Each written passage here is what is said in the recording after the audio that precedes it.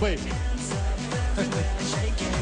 Oncescu n-are nicio jenă și se bagă la treaba asta.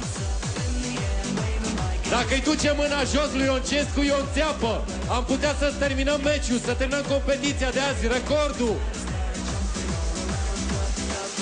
Îți dai seama ce o să se bucure Petersul de pe Târgu Ogna, că el nu este singurul julit la mână din această încăpere. Băi, v-ați pierdut mințile. Ce se întâmplă? I-a adus mâna până în vârful săgeții. Acum i-a ridicat mâna să pună înapoi săgeata. Și Oncescu a pus la loc săgeata. Incredibil! Au! Ține-te, Ioane! Haideți să-l încurajăm! Ține-te, Ioane! Haideți să-l încurajăm! Oncescu! Incredibil, mi-e frică! E departe cel mai tare duel de până acum. Bravo, Ion Oncescu!